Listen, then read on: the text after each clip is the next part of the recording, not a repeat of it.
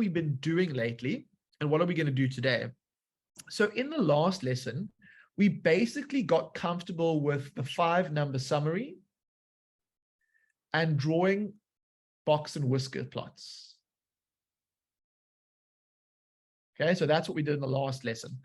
In today's lesson, we're going to focus a bit more on interpreting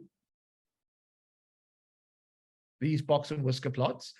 And we're going to apply this to 2 ideas. The one is skewness. So I even wrote the word down here. So what does it mean if I talk about a data set being skewed? And also, how do I identify something called an outlier? Okay, so that's where we're going to be talking about today. And I just want to give you a little preview. So if I have a box and whisker plot, now a box and whisker plot will always have a number line below it. And I have a distribution that looks something like this. So I've just drawn this. I haven't put the numbers in. But this is a box and whisker plot. If I talk about, I can give commentary on a box and whisker plot based on basically how spread out the data is. So if I see the 25% of data, so let me actually even put the labels in. So this would be min, this would be max, this would be Q1, Q2, and Q3. Now, the top 25% of data. Now, remember, in this section, we've organized data from smallest to biggest. So the biggest, essentially, 25%. Visually, you can see that this 25% is quite spread out. Okay, and even the 25% between the second quartile and the third quartile, that's also quite spread out. And together, that's the top 50% of the data. Now, that 50% is way more spread out than the bottom 50% of the data, which goes here. And so what we say about this in statistics is we say that this is skewed to the right, or we say it is positively skewed. The way I always think about it is just which data set is more, which of the 50% of data, the bottom 50% and the top, which half is more spread out? And normally it's the part that visually just looks more spread out. That's why you can see it. Now, if it's pointing the other way, if it's more spread out on the left-hand side, we say it's skewed to the left or negatively skewed. So you're going to get a chance to practice that today, but I just want to see, are there any questions or comments about my brief introduction to data being skewed? Or give a thumbs up if it made sense to you roughly. Okay, so that's one of the interpretations that you have to make. The other thing that you have to be able to sometimes do is identify something called an outlier. And so an outlier is generally a number that doesn't fit in the data set so well. But what criteria do we have? So if you want to identify an outlier is going to be a number that is less than Q1 minus 1.5 times the interquartile range. Okay, so basically an outlier is going to be less than whatever the value of Q1 is minus 1.5 times the interquartile range, or an outlier can be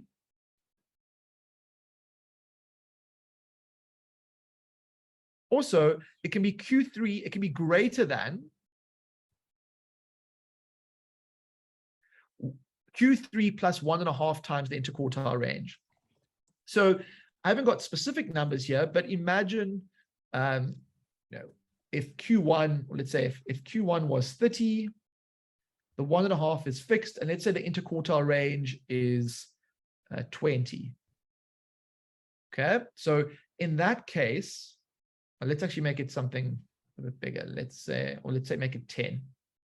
Interquartile range is 10. Then, if I do this calculation, 1.5 times 10 is 15. So 30 minus 15 is 15. So in my data set, if a number is less than 15, it would be considered an outlier. Now, in the same data set, imagine if Q3 was 70, the interquartile range has to still be 10 because I named it previously. Now, what's this going to be? This is going to be 85. And so then in the data set, if a number is greater than 85, that would be considered an outlier as well. Now, we'll practice that, but I just wanted to give you the basic idea of this is the criteria that we would use to identify an outlier. Are there any questions or comments about that? If you've got a question, you can raise your hand. And so basically today we're going to draw some box and whiskers, but we're also going to interpret what's going on. Okay. Bongeka, this is just an outline at the beginning. And so later in the lesson, I encourage you to ask questions as we go into it in a bit more detail. I just wanted to give you an umbrella overview to start with.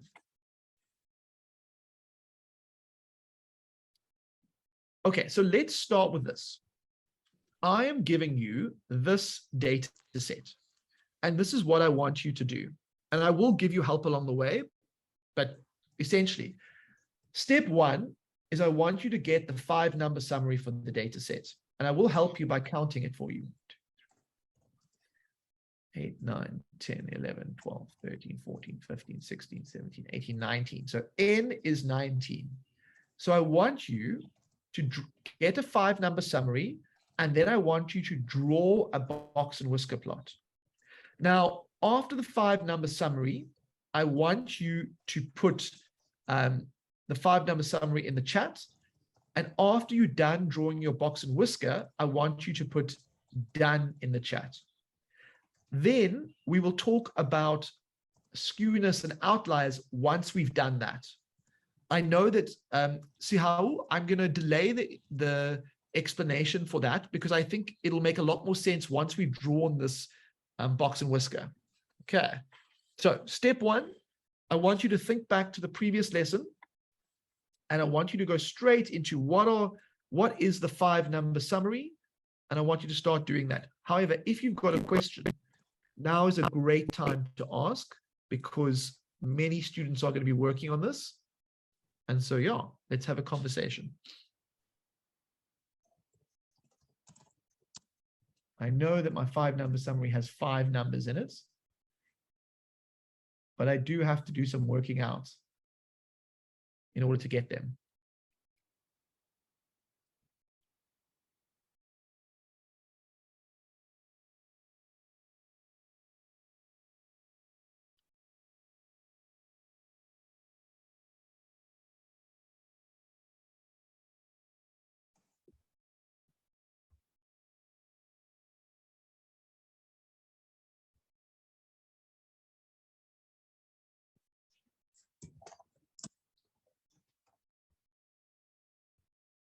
Also notice how this data is already arranged from smallest to biggest.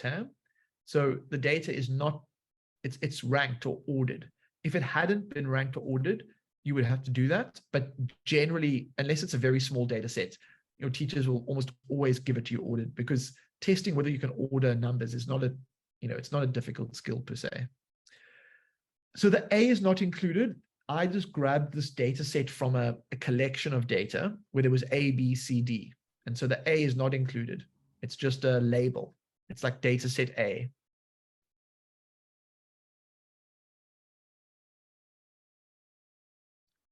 Okay, so ask yourself, to do the 5-number summary, we have to use the position calculation, and N plus 1 is going to be 20.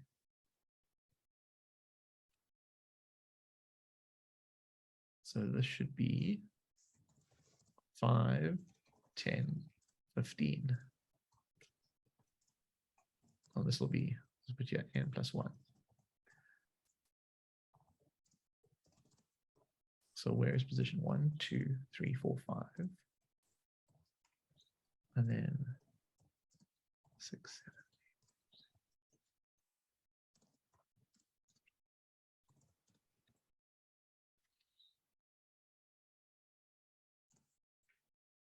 Okay, so the smallest value in my data set is 2. The biggest value is 32.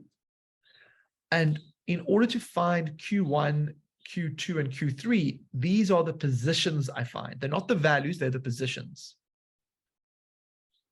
Okay, so what is the value of Q1, Q2, and Q3? Well, the value of Q1 is 9. Nice, Ntombi, nice. Nice, Hau, max is 32, yep. Watobe, yep. 9. What is Q2? Q2 is going to be 16. And Q3 is going to be 21. Yeah.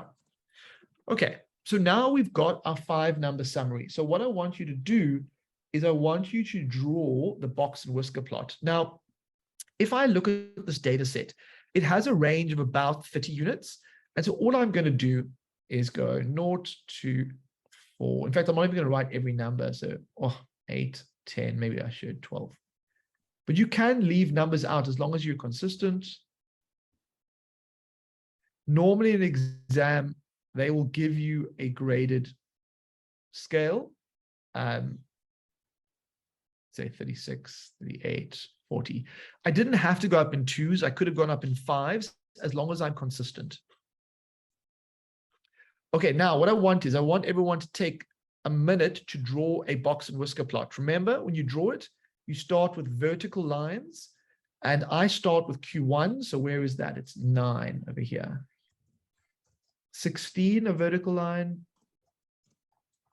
21 is a vertical line. And then what do I have to do next? Ask yourself. Okay, so I draw the box here. And then what is the, this is going to go up to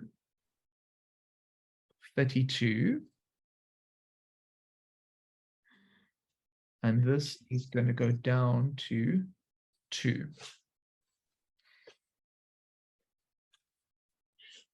Mr. S. Yeah. There's a question in the chat. Do you mind explaining quickly what the 5-number summary is and what it does? So the 5-number summary is just a summary of a data set made up of the minimum value in the data set, the maximum value, and then what we call the quartiles. And the quartiles, we always work out their position using a formula first. And then once we've got their position, we can work out the value. Another way of thinking of it is Q1 is the boundary between the bottom 25% of the data, so there's Q1, and the top 75% of the data. Whereas Q2 is the boundary between basically each half of the data. Okay, now if we talk about the skewness of this data set, okay, this data set is pretty, look, at the moment, I'm interested to see, this isn't an obvious one, but I'm interested to see what you guys think. What I'm noticing is that the top half of the data looks more spread out than the bottom half, but it's not a lot more, but it looks more spread out to me. So what do you think that means? Okay, so I would say that that means that it's skewed to the right. Okay, so if you look at the overall, if you look below the median and above the median, but this is actually quite close to the symmetrical.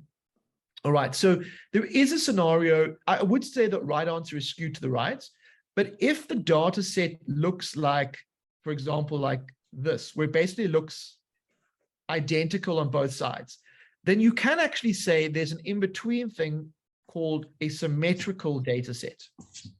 However, in this scenario, I still think the weight of evidence says it's positively skewed or skewed to the right.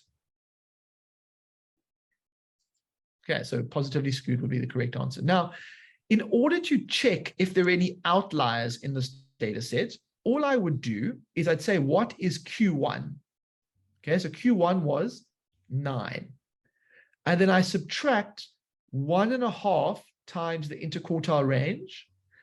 And then for the upper limit, I check 21 plus 1.5 times the interquartile range. And let me go and find what the interquartile range is. So do we think there are any outliers in this data set? What is the interquartile range? Well, the interquartile range is 21 minus 9, which is 12.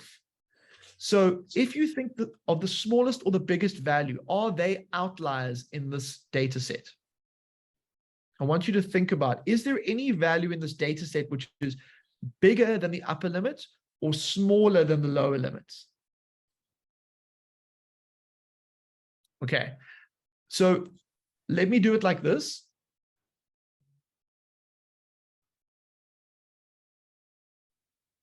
Okay, so let's have a look at this.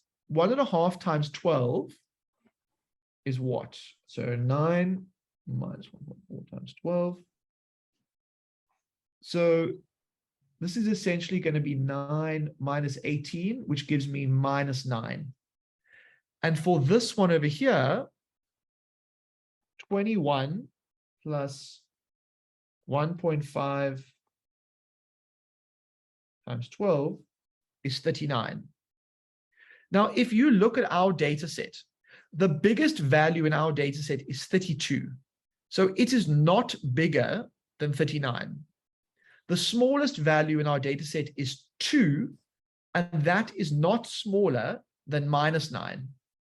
And so there are no outliers, because in order for it to be an outlier, this value would have had to be, the max value would have had to be bigger than 39, or the smallest value would have had to be less than minus 9. So I'm going to give you more chance to practice that. But I just wanted to show you how we apply the criteria of interquartile range. It's actually not that hard, but you just need to see a couple of examples first. Okay. Are there any questions or comments? Otherwise, we're going to move on to some more interpretive stuff, and we'll come back to this later in the lesson.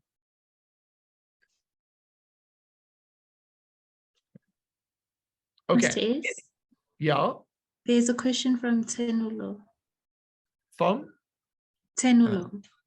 Okay. So Nolo, let's go to you.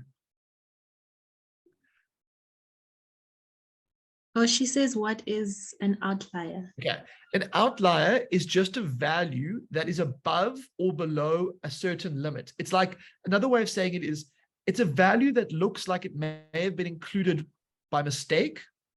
And so we just, it doesn't get a massive mark allocation. So it's not worth obsessing about it. Mbali, the 1.5 is a agreed statistical number. So the 1.5 is just a number that statisticians have decided is appropriate. But guys, if I'm honest, the skewness is a far more common question than the outliers. So all that you do is, if you want to check if something is an outlier, you calculate what's called the lower limit. And if there is a number below the lower limit, it's an outlier. You also calculate what's called the upper limit. And if it's above the upper limit, it's an outlier. But I'm not going to allocate too much time to it because it's a very, very small mark allocation. So you'll see another question like this later in the lesson. And all I want you to do is think of this idea of an upper and lower limit. And yeah, we'll take it from there. Okay, let's just do a little multiple choice question to check your interpretation of box and whiskers. What does the point C on the graph, the plot, represent? And I'll give you A, B, C, D as the option.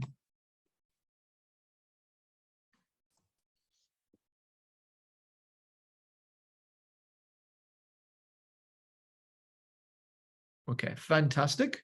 We know that C is the median. Okay, now I'm going to ask you another question. If I ask you about this data set, is it skewed to the right, skewed to the left, or is it symmetrical? Okay, or another way of saying it, is it positively skewed, negatively skewed, or how is it skewed? And the question I asked you to look at is, look at the bottom 50% of the data and look at the top 50% of the data. And if you look at those two, which 50% looks more spread out? Okay, so I'm seeing this come through in the chat. definitely the upper 50%. And so what we say is it's skewed to the right, or we say it's positively skewed. And the way I remember positively skewed is that it's just to the right on the number line is positive, to the left on the number line is negative. And so we would say this data set that comes from this box and whisker plot is skewed to the right. So the way I would describe it, Rachel, is the part of the data that is more spread out is generally the side that's going to be skewed. So I'm looking at the bottom 50% or the top 50%, or sometimes I could even look inside the box and whisker. Like we could say, if you look at this Q2, right? The 25% of data above the median is here. The 25% below is here. And so that can also give us some clue. Although I think initially looking at the top 50% and the bottom is probably the easiest. It is the one with the biggest space or the longer whisker. I suppose you could say that as well. Yes. Okay, let's have a look at this one. Let's have an interpretation question. Which of these four is going to be the correct answer for this one?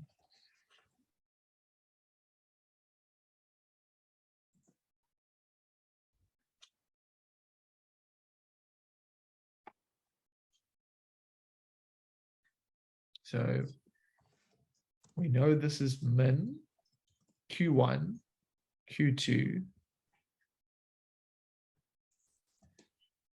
And so it wants the interquartile range, which is 9 minus 4, which is 5. Awesome. Winning at life. Is that too strong a statement? I don't know. All right. I don't think so. Okay, next question. If I show you that box and whisker plot, what is the correct option here?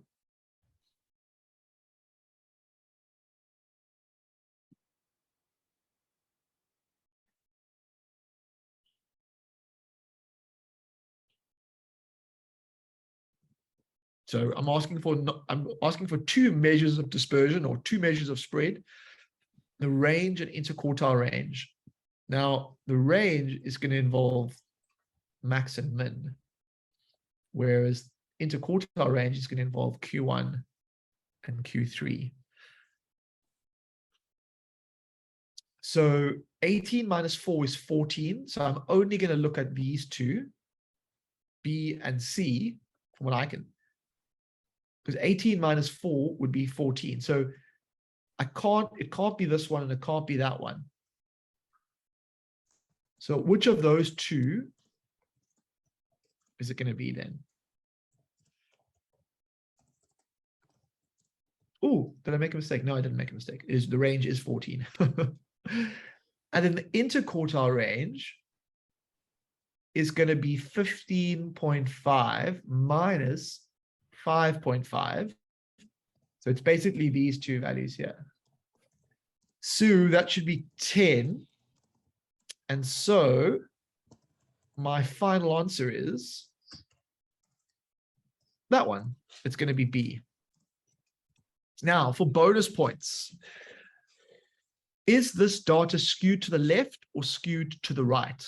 Or is it symmetrical? Is this data set, which of those three options? Okay, so what am I going to first look at? So here's the median. This is the bottom 50%, and this is the top 50% of data. So to me, this data set is skewed to the left. Yeah. So you can see that basically the bottom 50% is just more spread out. And so essentially, I mean, we'll get to group data later in the series, but you'll see the pattern is going to have a very distinctive look. It looks a bit, I can't resist drawing a little bar graph. But if we were dealing with group data, skewed to the left would look a bit like that. But that will come up in a couple of weeks' time, or in a couple of, yeah. Okay, let's do one more before I think we are due a break. find me the median, range, and interquartile range for this box and whisker plot.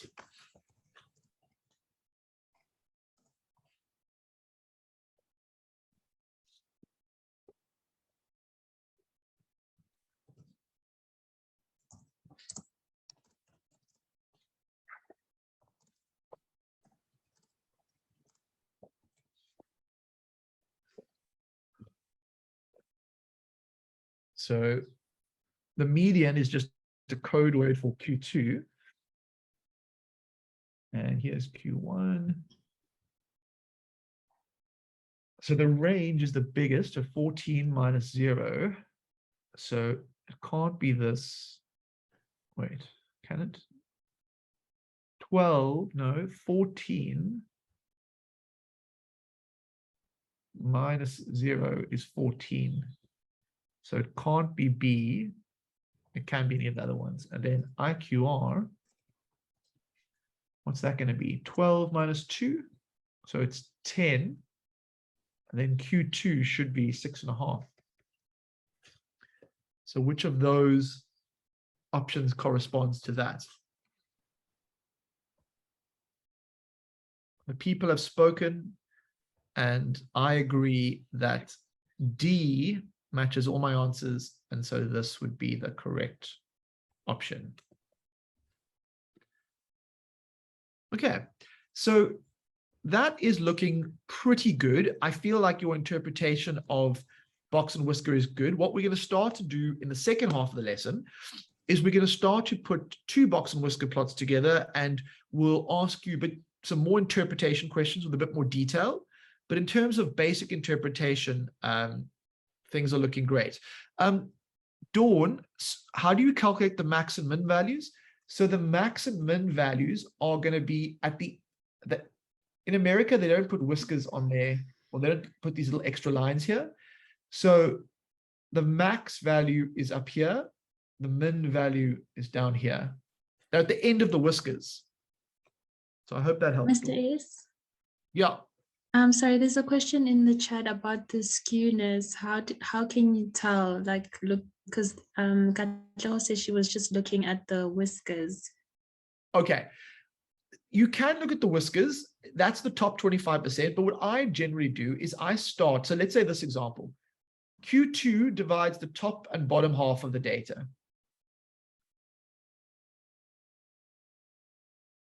Now, these are quite close, but I still think the top 50% of the data is more spread out than the bottom 50%.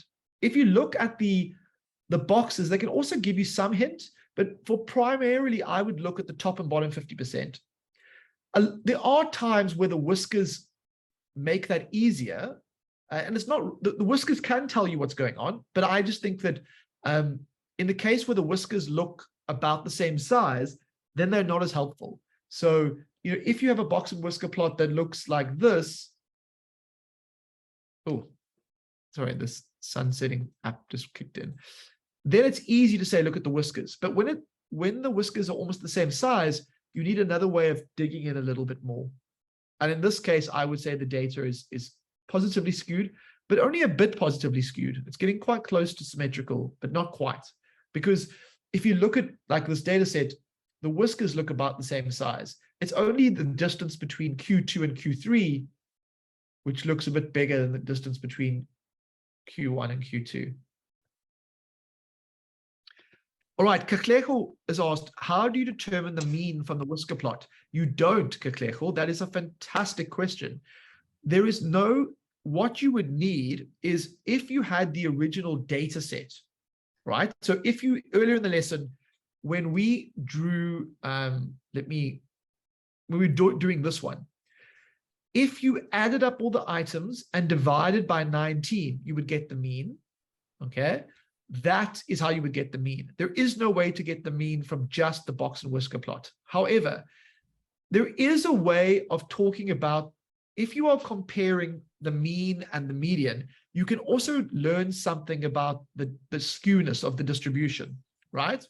So, but it's not as common. It's much more common to give students a graph and ask them to interpret it. However, if you want to use another criteria, if the mean is greater than the median, we say that it is skewed to the right, or we can say positively skewed.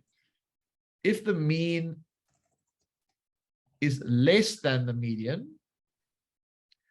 we'd say skewed to the left or negatively skewed. And so that is true.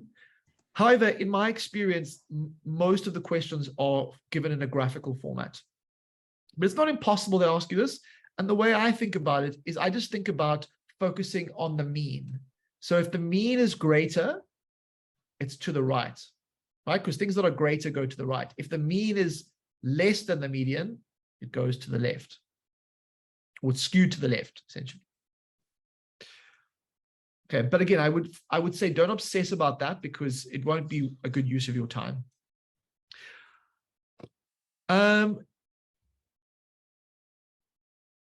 All right, I tell you what, let's have a break. Bongeka, I see your question. Maybe I'll try and have a look at that a little bit later in the lesson. But for now, what I want is I want everyone to turn on their cameras and I want to see you standing up and stretching like a Virgin Active instructor. And I love to see your lovely faces so I can feel like I'm teaching all these wonderful humans that I know are on this other side. But let's just stretch it out. Come on, guys, it's your time to shine. I promise you. Come on, guys, join in. You deserve this break. Loving it. Loving seeing my students. There we go. Oh, shout out to Domi. There we go. Roll those shoulders, guys. I think they're a bit camera shy today. Don't be camera shy. Don't be. You'll get more out of that sense of connection from seeing your fellow humans than the downside. Come on, guys. Don't let me have all the fun. You're young. Yay, David just joined in. Watch it out. Okay.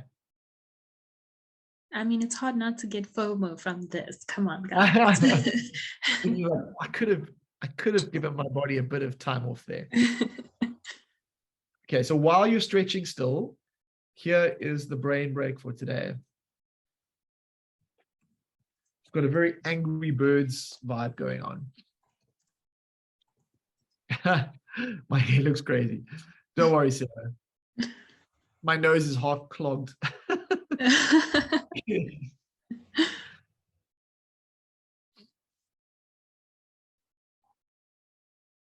Dawn says the chicken is 4. Dawn, I agree with you. The chicken is 4. Okay, Sarah, next time you can join us on a exercise camera shot. Okay.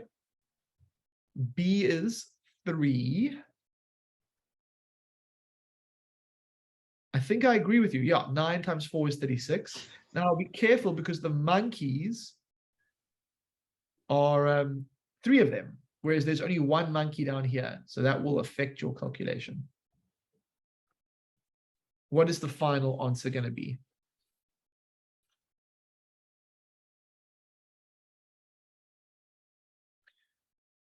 Okay, so Sihao has said each monkey is worth 2. And I agree with you because 12 times 6 is 72, which means that is 2. So what is my final answer? Remember, BODMAS is your friend. What is a monkey minus a chicken times a bee? Who knew that such a math existed, but it does? What is that going to be?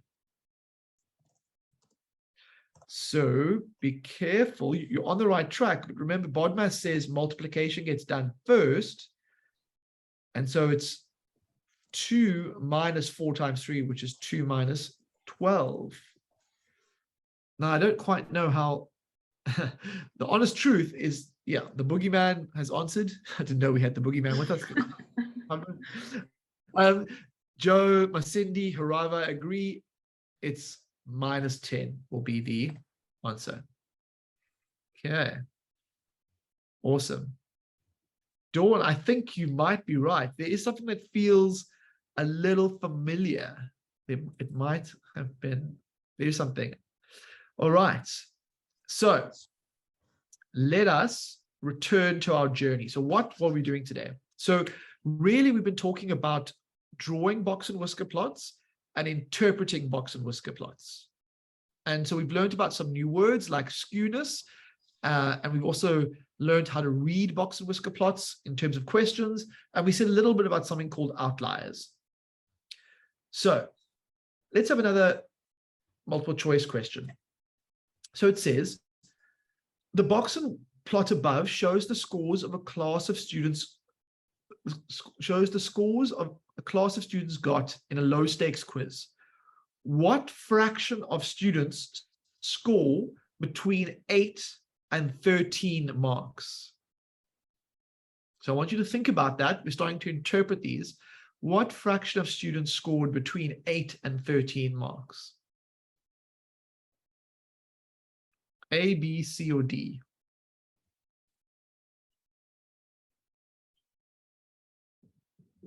So we know this is min, this is max. Oh, that's not Q2, sorry.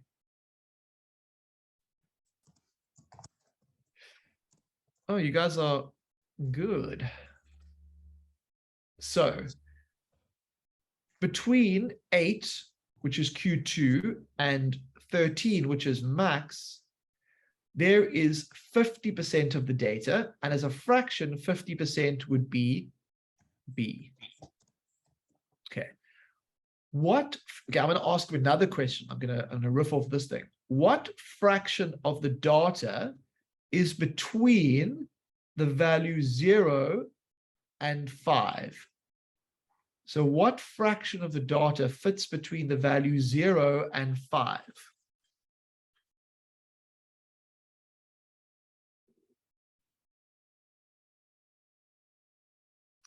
You guys are getting very good. So between 0 and 5 is between here and here.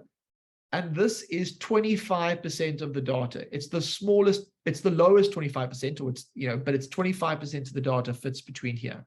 Or we could say a quarter. Good job, guys. One more question. Give me the numbers between which the most condensed 25% of the data lies. So which 25% of the data is most condensed, and which numbers does it lie between? So almost like where is the... Yeah, I am. So if you think about a box and whisker plot, which 25% of data is has the narrowest range, is another way of saying it. So if I look at this 25%, that's quite spread out. If I look at that 25%, this 25%, it has to be this one. So between Q2 and Q3, and that should be between 8 and 10. So 25% of the data, 25% of the students who took the quiz got between 8 and 10 on the quiz. It's another way of understanding that. Okay, one more question, because this is such a lovely drawing. How is this data skewed? Is it skewed to the left? Is it skewed to the right? Is it symmetrical set of data? I want to know. Okay, so this data set is skewed to the left or negatively skewed. And the quickest way I look at it is 50% of the students scored 8 or less, and then 50% of the students scored between 8 and 13. You can clearly see the lower 50% of the data is more spread out, so negatively skewed. Okay, well, I think you've got this, so it's time to move on. Okay, write down, so these are two different data sets, and I want you to write down the 5-number summary for set A and the 5-number summary for set B.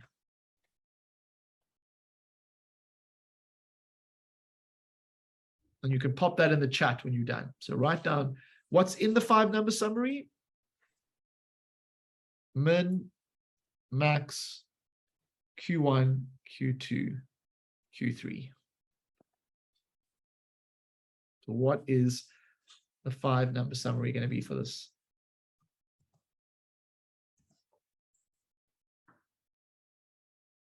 Yeah, so set A, the minimum is definitely going to be 25, and the max is going to be 140. What are the other 3 values?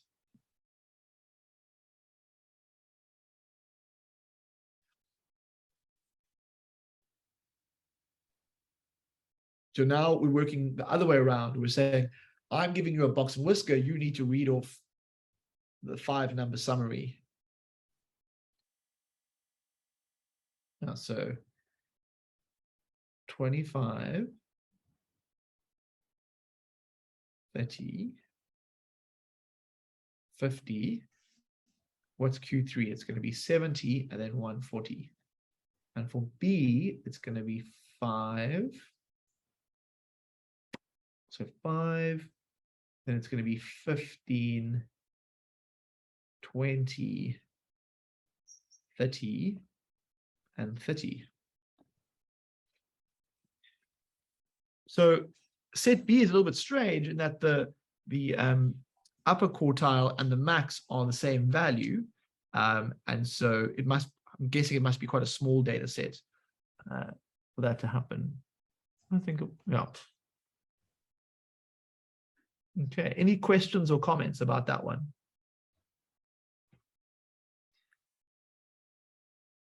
Let's keep going now. Okay. Now, from what I'm seeing in the chat, it's looking very good. And so I'm going to move. Oh, not, yeah, Sims and K, that looks great. Okay, let's move on to an exam type question. Well, not exam, but like, you know. So it says here, the 5-number summary of heights of trees 3 months after they were planted is this. So there's basically a whole bunch of trees that have been planted and their heights are being measured. And so they've given you the 5-number summary over here. And they also show it to you in the box and whisker plot. I want you to try and answer these 3 questions by yourself. And yeah, let's just see how it goes. And then I'll give you some feedback.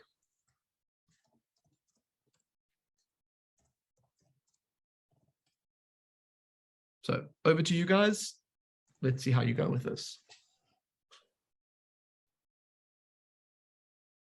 Okay, I see lots of people are getting A done. I haven't done it myself yet, so I'll have to wait a little bit of time. I'll read it off in a moment. Actually, yeah, I can see.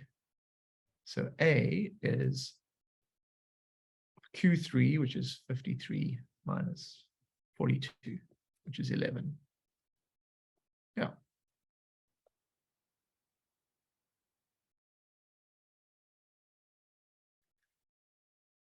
Okay, now what percentage of plants has a height in excess of 53 centimeters?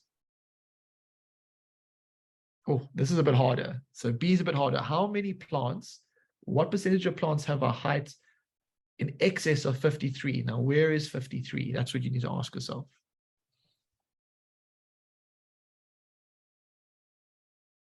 So if you go to 53, here it is. What percentage of the data is in that part here?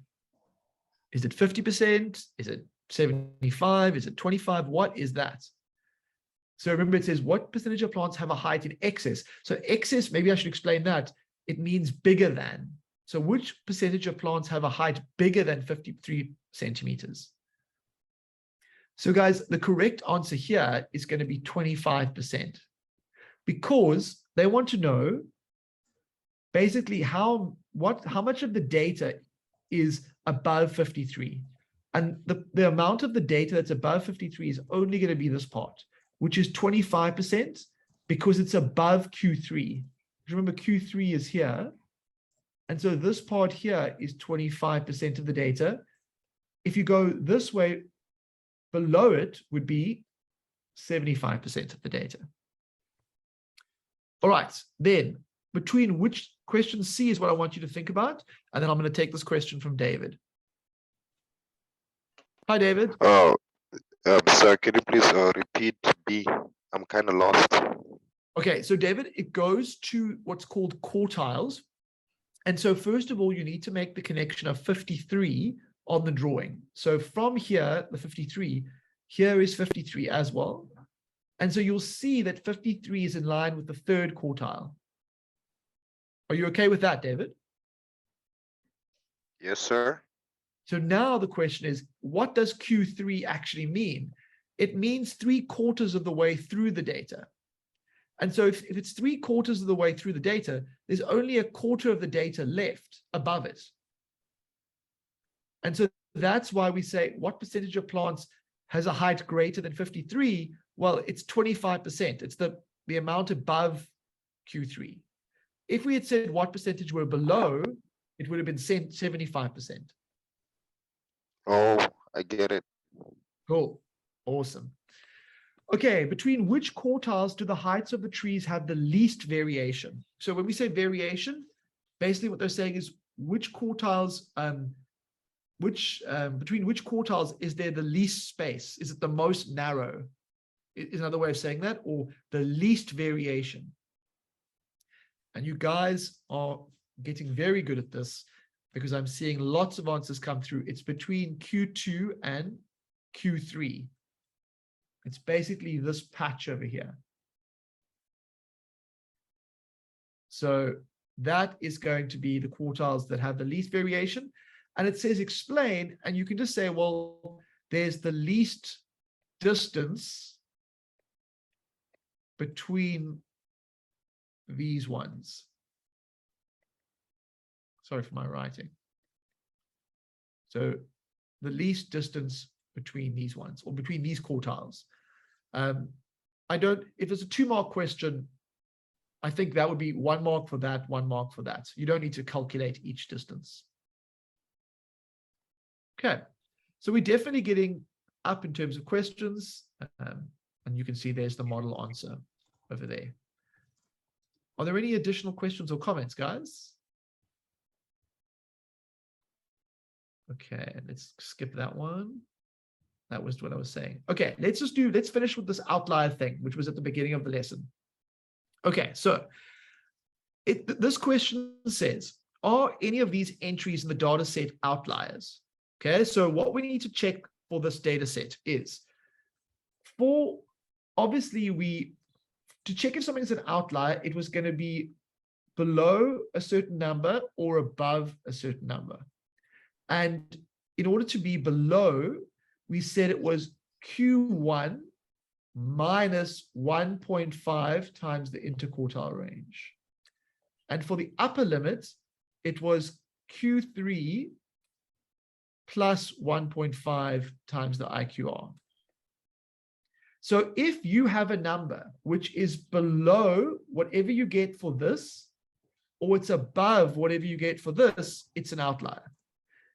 But in order to calculate what's called the lower bound and the upper bound, so call this lower bound, you clearly have to work out what Q1, what Q3 are. So I want you to work out for me, for this data set, what is Q1 and what is Q3, and then to tell me if there are any outliers. So let me just quickly do my calculations. So position Q1, position Q3. 1, 2, 3, 4, 5, 6, 7, 8, 9, 10, 11. So there's 11 items in the data set. And so when you're finding the position, you're going to use the formula 1/4, 11 plus 1. And for the third quartile, you're going to use that. And I'm going a bit quickly because we're running out of time, but essentially this should be so 12 times 1/4 is the third position. and this would be the 9th position. Yeah. So the 3rd position is the 12, and the 9th, 4, 5, 6, 7, 8, 9. The 9th position is 19. So Q1 is 12, Q3 is 19, and the IQR would just be 7, because I subtract 19 minus 12. So are there any outliers in this data set? That's what I want to know. You still need to apply the calculation. Are there any numbers that are below whatever this is, or above whatever that is? You still need to work out what that is. Mr. S? Yeah. There's a question from the chat whether you can find the skewness of the data set from a calculation rather than looking at the diagram.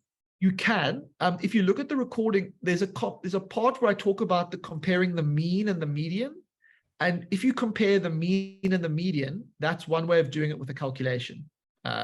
So I'll give that in a moment. If the student just hangs on, I want to finish this question. Okay, thanks, Mr. S. Pleasure. So if we're going to calculate the lower bound, Q1 was 12, and then I go 12 minus 1.5 times 7. So what is that? 12 minus 1.5 times 7. And you should get 1.5. Okay, so that's my lower bound. It's 1.5. For my upper bound, I'm saying Q3, so that's 19 plus 1.5 times 7. So what would that be? 19 times plus 7. So you get 29.5. So the question I want to ask you guys is, can you identify any numbers that are bigger than 29.5 or less than 1.5 in the data set? Loretta's got it. Okay. So there is definitely a number in my data set which is less than 1.5. It's the number 1. And there is also a number which is greater than 29.5. It's 32. And so what we would say is that we can identify 2 outliers in this data set. There's a bit more. I don't know if you can, there's the perfect model answer, but that is how I would put it there. Okay, again, it's identifying outliers doesn't seem to be a very common exam question nowadays, but it is something that's useful to know. And it kind of feeds into this lesson of what we've been doing at the moment. So the question from Sihao, or from, who was it? How do you find students using calculations? So the only way you can know students from calculation is by comparing the mean and the median. Okay, now we haven't done an example like that now, but it's just a simple criteria test. And it's basically, if the mean is greater than the median, it would be skewed to the right. If the mean is less than the median, it's skewed to the left. And what I always think is I just focus on the mean in the calculation. So if it's greater, it's going to be to the right. And so that's why the mean being greater gives me skewed to the right. But again, it's much less common than being asked about the graphical picture. Okay, I'm going to bring the lesson to a close there for today. Lebo, if you could please put the link to the quiz. Guys, it has been fun being with you tonight. We've done quite a lot. And so I'm going to ask Lebo to put the link to the quiz. Once you are happy that you can, all your questions have been dealt with, you can go off and do the quiz. And I wish you the best of luck. If there are any final questions now, I will try and take them. But basically, Thanks a lot, guys. It's been great being with you, and I look forward to seeing you on Monday. We are going to start what's called grouped data on Monday. So instead of dealing with lists of data, we are going to deal with putting them into tables with frequency and cumulative frequency and all these types of fun things. Dawn, can there be more than one outlier? Yes, they can, Dawn. They can be, yes. All right. I think that is it, unless there are any final questions. Mr. S, any idea what the next topic after statistics is? So we're probably going to do probability or financial maths. Probably probability though. Yeah. Cool. Pleasure, Masindi. Pleasure, Mbali. Pleasure. Oh, Mbali, you said you don't know how to do standard deviation in your calculator. Have a look at the previous lesson. So in the previous lesson, we look at the recording and you will see how to do it on your calculator. And yeah, thanks, Ntombi. And yeah, all right. Cheers, Rachel. Yeah. Were there any other questions I missed? Label, anything else? Anything else? I don't think so. We definitely did a lesson on using your calculator to do the standard deviation. So you can just look at it. I'm pretty sure it was the last lesson, lesson 3. Yeah.